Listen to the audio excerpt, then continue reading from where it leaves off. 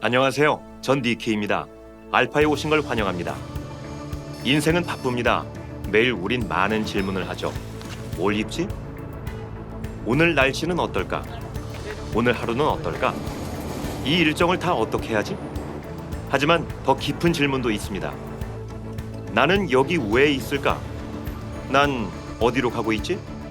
이게 다일까? 인생에 뭔가 다른 게 있을까? 이것들이 인생의 중요한 질문들이죠. 하지만 이런 질문을 제대로 생각해 볼 시간이 거의 없습니다. 사람마다 삶과 믿음의 의미를 보는 관점이 다른데요. 알파는 인생의 중요한 문제들을 살펴보는 기회입니다.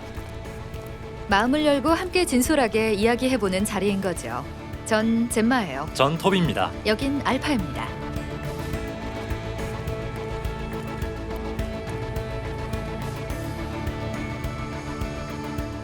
구글 검색어. 구글요. 당연히 구글이죠. 아니면 위키피디아? 인터넷? 다양한 정보들을 여기저기서 훑어보고 종합해서 저만의 대답을 만드는 거죠. 아니면 똑똑한 친구들. 그런 질문은 안 해요. 답하기 너무 어려우니까. 구글이나 할머니한테 물어봐요. 명상을 하거나 책을 읽죠. 삶의 중요한 질문이라면 아마 가족에게 묻겠죠. 아직까지 큰 의문은 없었는데 일단은 엄마나 아빠한테 가겠죠. 엄마, 아빠나 할머니, 할아버지? 저는 뭐든 거의 도서관에 가서 답을 찾아요. 주변 사람은 잘 못 믿어서. 답은 항상 나한테 있으니까 스스로 찾아야죠. 헷갈리는 게 있으면 이 사람한테 물어요.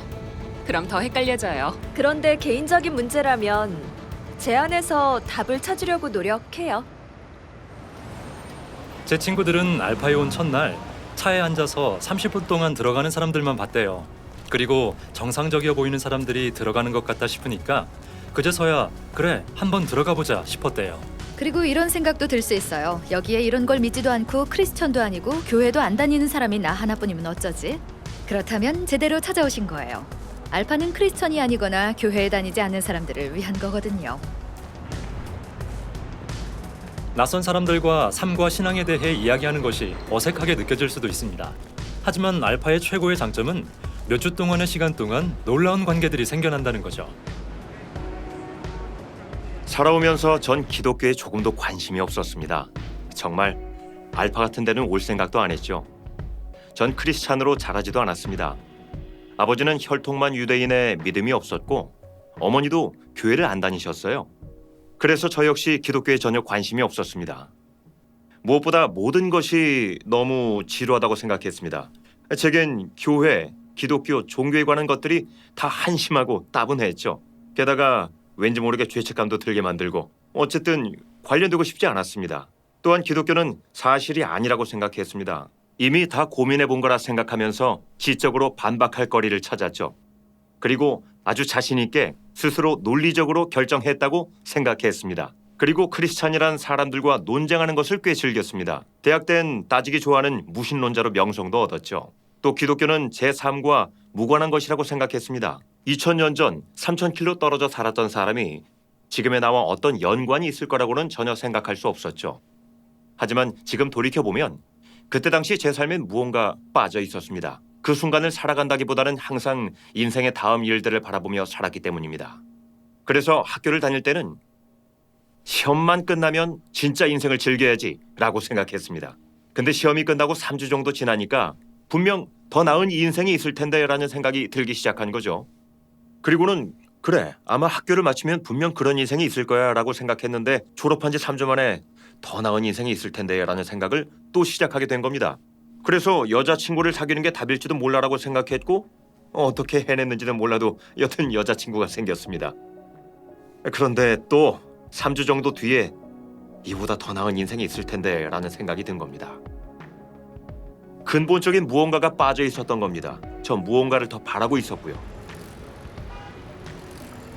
배우 짐 캐리는 이렇게 말했습니다. 나는 모든 사람이 그들이 꿈꾸던 대로 부자가 되고 유명해지길 바란다. 그래야 그것이 진정한 답이 아니라는 걸 알 수 있을 테니 말이다.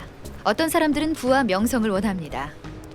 또 어떤 이들은 사람과의 관계, 직업, 돈 등을 통해 행복을 찾길 꿈꾸죠. 여러분은 그런 것들이 좋긴 하지만 인생엔 그게 다가 아니라는 느낌이 든 적은 없었나요?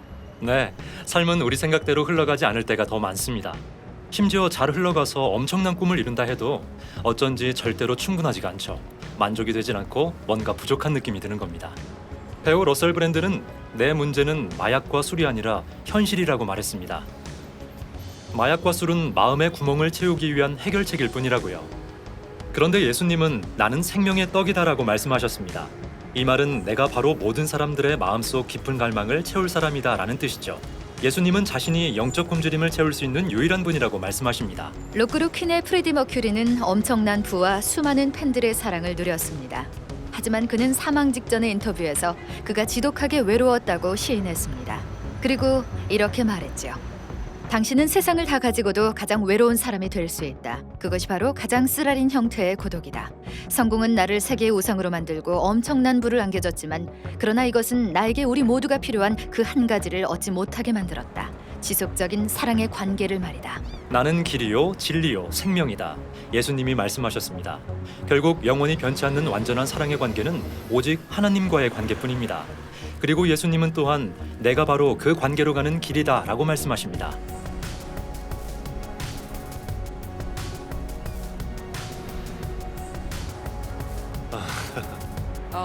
돈이요? 행복한 건 음악이죠. 음악, 아이스크림, 치즈요. 네, 잘 때 행복해요.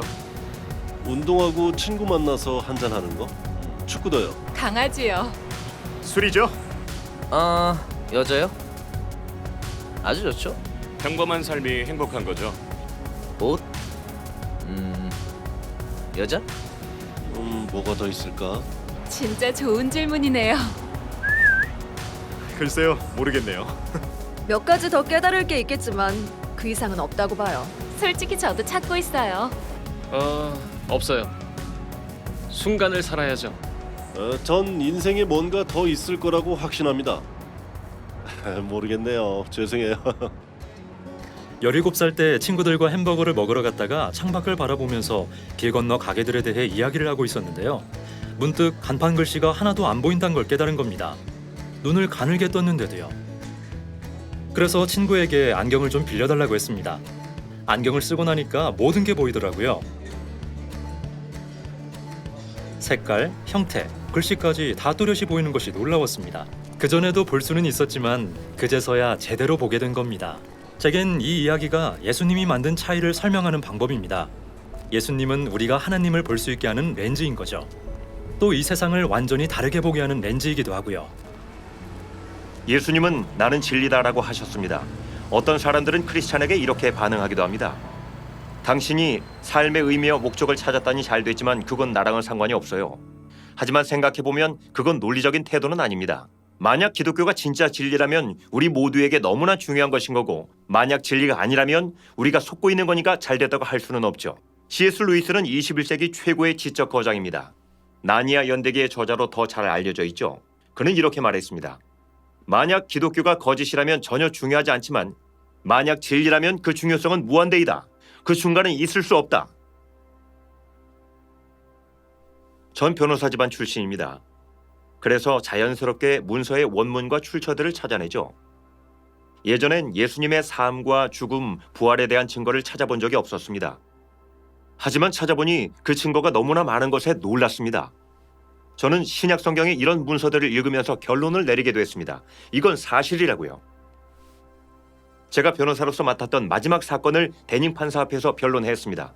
데닝 판사는 20세기 최고의 판사라고 할 수 있는 탁월한 지성인이죠. 그는 한때 자기 서재에서 가장 너덜너덜한 책이 성경이라고 했습니다. 그만큼 성경의 증거들을 신중하게 검토하고 살핀 끝에 이것은 사실이다 라고 결론을 내린 겁니다. 한 옥스퍼드 대학 역사학 교수는 부활이 역사상 가장 잘 입증된 사실이라고 했습니다. 저는 근대 과학의 선구자들 중 얼마나 많은 이들이 크리스찬이었는지도 알지 못했죠. 데카르트, 뉴턴, 케플러, 갈릴레오, 로크, 코페르니쿠스, 패러데이, 켈빈, 파스텔르가 말입니다. 프랜시스 콜린스는 이 시대 최고의 과학자로 꼽힙니다. 인간 DNA 30억 개를 매핑하는 이 시대 최고의 과학적 과업인 인간 게놈 프로젝트의 총책임자이기도 했죠. 그는 자신이 어떻게 예수님을 만났고 기독교의 진리를 발견했는지에 대해 이렇게 이야기합니다.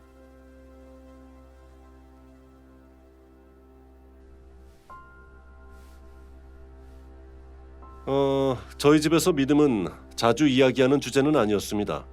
아버지는 연극과 교수셨고 어머니는 극작가셨죠. 대학교 기숙사에서 밤늦게 종교에 대한 이야기를 나눌 때도 신앙이라는 것에 가치를 느낄 만한 이유도 딱히 없었습니다. 그건 제게 익숙한 것도 받아들여 봤던 것도 아니었으니까요. 전 사람이 가질 수 있는 종교적 느낌의 근거는 감정적 경험이라 생각했고 그래서 믿지 않았습니다. 또는 어릴 적 세뇌의 결과이기 때문에 난 그걸 피해서 다행이라고 생각했죠. 저는 인간의 신체와 그 구성 요소에 대해 배우는 게 너무 좋았습니다. 그 중에서도 유전학에 빠져들었죠. 그러다 의대에 가서 환자들을 바로 옆에서 보게 됐습니다.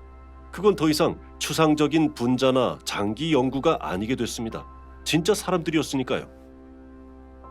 그러던 어느 날 오후에 제 환자 중 멋진 노부인이 있었는데 심각한 심장 질환으로 제 앞에서 극심한 흉통을 호소했습니다. 통증이 잦아들고 난 뒤 그녀는 제게 믿음이 그 상황을 어떻게 이겨내게 했는지 설명하더군요. 바로 옆에 의사도 제대로 도움을 주지 못할 때 믿음이 자신을 도왔음을 깨달았다는 겁니다. 자신의 신앙을 고백한 후에 말없이 있는 저를 묘하게 보더니 그분이 물었습니다. 선생님은 무엇을 믿으세요? 결국 저는 그 질문 때문에 인간에게 가장 중요한 문제에 다다랐다는 것을 인정해야만 했습니다. 신은 존재하는가에 대해 말이죠. 근데 저는 증거 한번 들여다보지 않고 결론을 내렸던 겁니다. 과학자라는 사람이 말이죠. 과학자는 반드시 증거를 근거로 결론을 내립니다. 그런데 저는 그렇게 하지 않았던 거예요. 이런 문제들에 대해 이웃에 사는 한 목사님께 도움을 많이 받았었는데 그분이 C.S. 루이스의 순전한 기독교라는 멋진 책을 주셨습니다. 그 역시도 저와 같은 길을 걸은 옥스퍼드 학자이자 대단한 지성인이었으니까요. 그 책을 읽으면서 합리적 근거로 믿음에 도달할 수 있다는 걸 처음 깨달았습니다. 우주와 그 시작, 물질과 에너지를 결정하는 함수가 태초에 생명이 존재할 수 있도록 미세하고 정밀하게 조율됐다는 사실 등 주변의 이 모든 증거를 볼 때 이성을 근거로 믿음에 도달할 수 있다는 것입니다. 또 제가 사랑하는 수학과 많은 것들이 실제로 우주를 설명하는 데 사용된다는 사실이 창조주가 분명 수학자였을 거라는 생각이 들게 하는 거죠. 그런 것들이 저를 예수 그리스도라는 분께 인도했습니다. 역사적으로 탄탄한 기록이 증명하는 그분께 말입니다. 그건 제게 새로운 뉴스였습니다. 전 그리스도가 역사가 아닌 신화라고 생각했으니까요. 그리곤 더 많은 글을 읽으면서 그분이 실존 인물임을 깨달았습니다. 존재와 가르침, 심지어 부활까지도 방대한 증거로 입증된다는 사실을요. 그 환자의 병상 곁에 서 있던 그날이 제 여정의 시작이었습니다. 시작하기 꺼렸지만 필요하다고 느꼈던 여정, 그리고 무신론을 강화시킬 줄 알았지만 놀랍게도 제 회심으로 이어진 여정 말입니다. 누군가에 대한 사실을 아는 것과 그 사람을 아는 것은 다르죠. 남편을 안 지 3년이 됐는데요. 우리가 직접 만나기 전에 놀라운 남자라는 웹사이트에서 글을 찾아냈다면 어땠을까요? 분명 웹사이트를 보고 흥미로운데 했을 거예요. 그런데 그의 매력을 묘사한 페이지가 각각 있다면 어떨까요? 매력적인 성격, 부드러운 마음, 탁월한 지성, 요리 실력. 전 그걸 보며 진짜 멋진 사람 같네 생각하겠죠. 하지만 그건 머릿속 지식일 뿐이에요. 그런데 전 그와 결혼을 했기 때문에 남편이 놀라운 사람이라는 걸 제대로 알 수 있는 특권이 생긴 거죠. 이런 지식이 바로 관계를 경험한 데서 오는 마음의 지식입니다. 예수님께서 나는 진리다라고 하신 것은 지성적인 진리 이상을 뜻하신 겁니다. 히브리어로 진리는 경험한 진리를 의미합니다. 머리로 깨달은 지식과 가슴으로 깨달은 인격적 지식 사이에는 커다란 차이가 있는 거죠. 그래서 누군가 나는 예수님이 진리이심을 안다라고 한다면 그건 단순히 증거에 대한 확신을 넘어 부활하신 예수님과의 관계를 경험했다는 이야기입니다. 그래서 예수님은 내가 곧 길이요 진리요 그리고 생명이다라고 하시며 내가 온 것은 너희로 생명을 얻게 하고 더 풍성히 얻게 하려는 것이다라고 하셨습니다. 예수님은 생명으로 풍성하고 즐거워야 할 우리의 삶을 가로막고 망치는 것들을 해결하기 위해 오신 것입니다.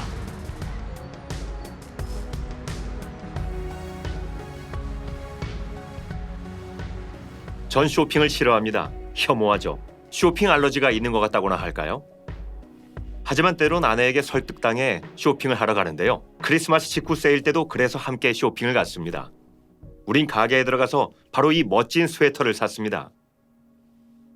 제 다른 스웨터들과 아주 똑같은 색으로요. 그리고는 다른 가게로 아내의 선물을 사러 갔죠. 그 가게는 정말 말도 안 되게 끔찍할 정도로 사람이 많아서 아내마저 여보 우리 나가요 라고 했습니다. 그래서 가게를 나서는데 보안벨이 울리는 겁니다. 그리고 보안 요원들이 빠르게 움직여 모두를 멈춰 세웠습니다. 나가던 사람들도 멈췄고 들어오던 사람들도 멈춰섰죠. 우리는 바로 그 사이에 끼어 있었고요. 그때 검색대를 통과하던 우리 6명만 따로 분리되었습니다. 그리고 그들은 우리 중 누가 경보를 울렸는지 확인하고 싶어야 했죠. 그래서 한 명씩 검색대를 통과했는데 첫 번째 사람은 괜찮았고 두 번째 사람, 세 번째 사람, 네 번째 사람까지 아무 문제가 없었던 겁니다.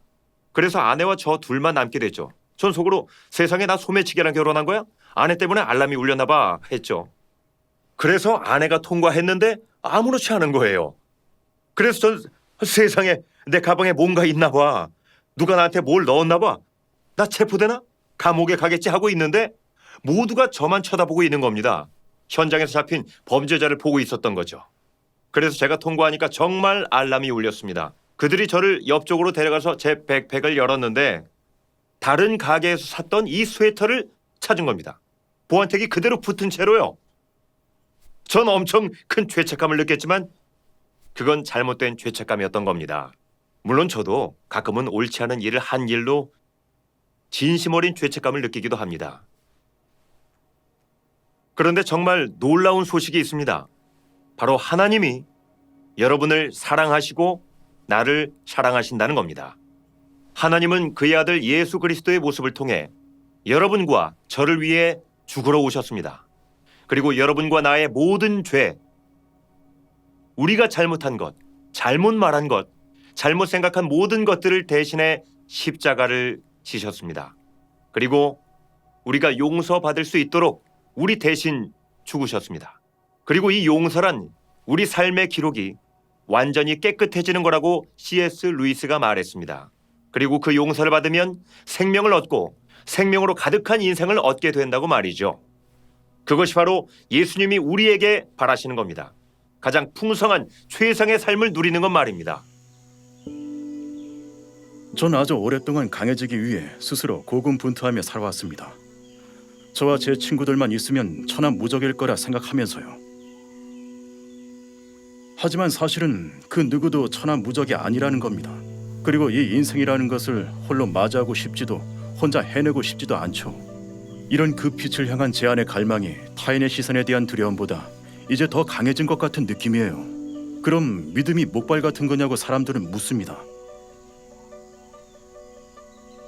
뭐 그럴 수도 있지만 목발의 역할이 뭔가요? 목발은 우리를 제대로 서게 해주고 더 강하게 해주죠. 그렇다면 당연히 전 그게 필요하죠. 하지만 그 이상일 때가 있습니다. 마치 내 안의 척추같이 제가 강하게 설 수 있게 도와주죠. 산이나 정글에 갇혔을 때 혹은 폭풍을 만났을 때 또 인생의 폭풍을 맞닥뜨렸을 때도 말입니다.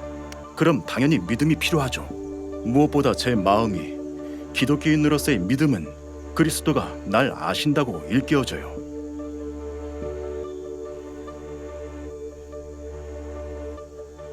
날 위해 값을 치르셨고 빛으로 축복하셨다고요. 믿음은 아무리 우리가 형편없고 수없이 넘어져도 여전히 사랑받는다고 말합니다. 그리고 어떻게든 예수님은 우리를 일으키시죠. 그러니 전 당연히 그 믿음을 붙들 겁니다. 왜 안 하겠습니까? 전 기독교가 지루하고 거짓이고 나와 상관없다고 생각했었지만 예수님에 대해 읽게 되자 그분이 모든 것임을 깨달았습니다. 예수님은 하나님께로 가는 유일한 길이고 삶의 의미와 목적을 주시는 분입니다.